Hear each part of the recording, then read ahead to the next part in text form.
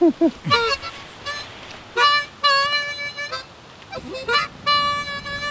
on, I got another lyric coming.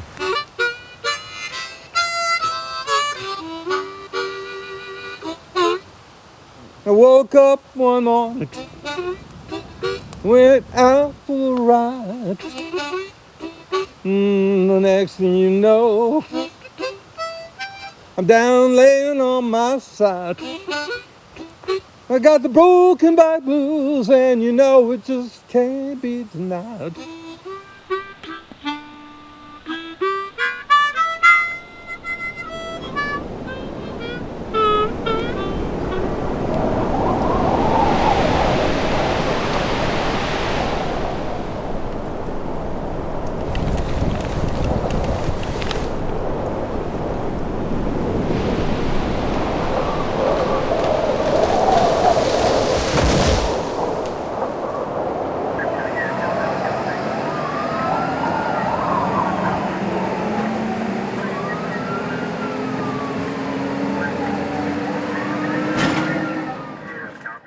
Long road to recovery for a Raleigh man. A tree fell on him while he was riding his bike during last week's storm. He's in the hospital recovering from surgery. Fred Shropshire joins us live from the Raleigh Eyewitness News Center with the story.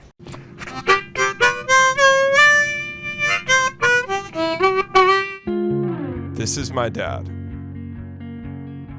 This is me and my dad. In 2013, he was out on a bike ride when an oak tree fell on him. It nearly killed him. But he made a stunning recovery, and getting back on the bike was a big part of that. 7 years later, at the age of 65, I convinced him to go on his first bikepacking trip in the mountains of North Carolina, and let me make a film about him and his second chance at life. You know, that wasn't that big a piece of tree that hit me. It couldn't have weighed any more than, what do you think? Impact, like 10 tons. Probably about this big around, what do you think? Yeah. So hit in the head. Ended up with traumatic brain injury, broken eye socket, cracked ribs on both sides, collapsed lung here, 7 pins in the ankle, plate in the left arm, 5 fused vertebrae in the back, which is probably the worst thing. So those were the things that happened. In the whole recovery process, I don't remember doubting that I would ever be back on a bicycle. So we're here in Weaverville, North Carolina, just north of Asheville, and I'm getting ready to go on my first bike packing adventure.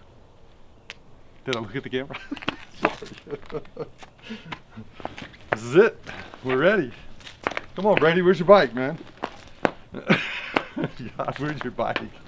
Do I have to get on the bike? Oh yeah, let's do it. Let's get on it. Oh, that's a new thing there.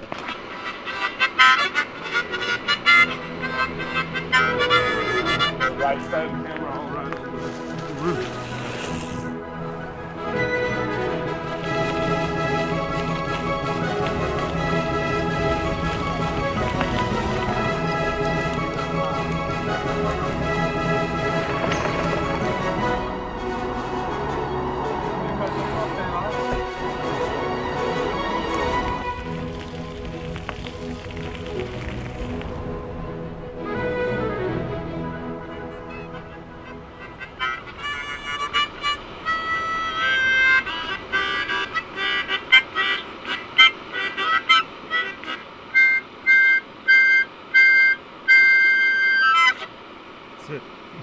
My memories of it were being pinned and super claustrophobic and freaking out and fighting against it.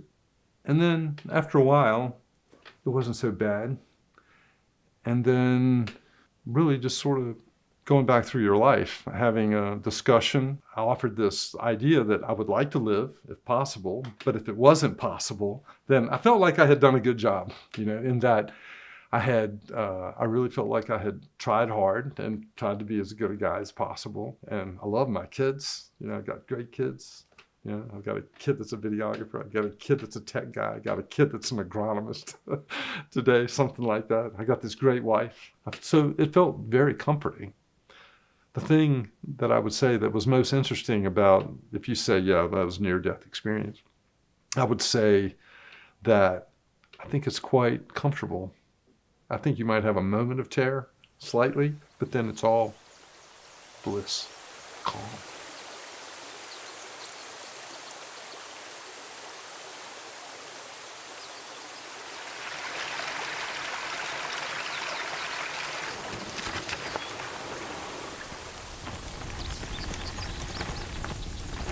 Day 3. We finally are in, we're in the woods. We're on our way to Brevard now. We're on single track, North Carolina, up and down, up and down. This is my first experience with all this weight on a bike. We'll see how tough the uphills are. But I'm super pumped, man. This is great. Let's get going. Are you ready? I can't help but look in the camera. Oh gosh. But anyway, I think you should zoom in on this spider. Let's talk about that.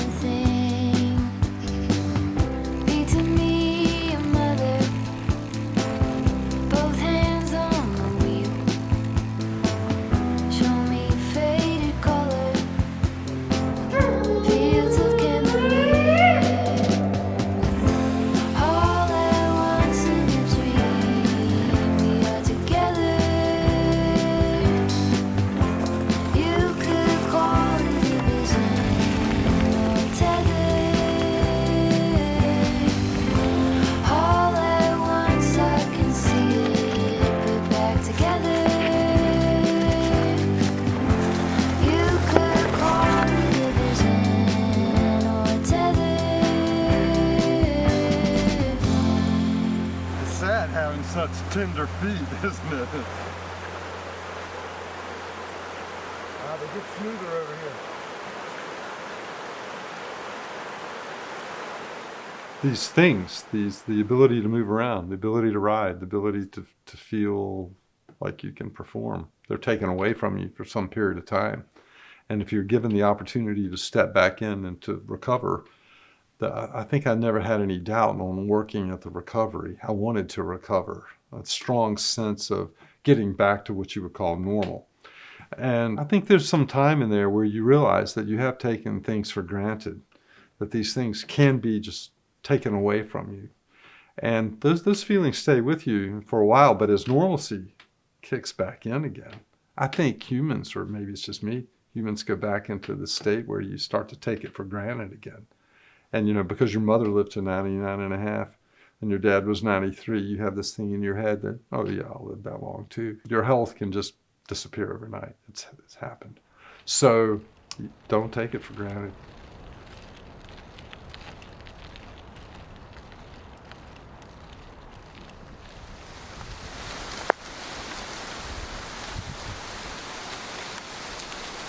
Day 4. I think I've lost it a little bit on day 4. Yeah, my left knee hurts. The bike's good though. I learned how to pack it. Woo! Right. I hear day 4 is a cruise day though. That just means 6,000 feet of climb. Reddy always says that, cruise day. Oops, sorry. Single track uphill, 2 miles. Oh, nah, that's not true. I've shit in the woods twice now. It's really good. And we were out of TP this morning, so I used leaves. I had to get just the right kind of leaf and all that, you know, slightly furry. And I'm not sure if it worked out or not, but I think everything's good. So yeah, we're ready for the next day. You know, when I think about biking, it's very touching because I've been riding since I had a paper route when I was 12, and you'd fill the baskets up with papers, and I could ride the whole route without putting my feet off the bike and pull the papers, pop them, open the mailbox, put it in, close the mailbox, going by. So I've been riding bikes all my life, and I got into mountain bike riding not until early 40s. So I wanted to be back on the bicycle for sure, be back on a road bike, be back on a mountain bike. And In terms of the question about will I be as good again, I think that's a different question. I think just life experiences and time in general lets you know that you'll never be quite as quick as you used to be. But that doesn't matter. It's it's being out there and the freedom of being on a bike, and just the wind in your hair and the descents and the strong push up the hills. As long as you can do it, you should do it. That's a good thing.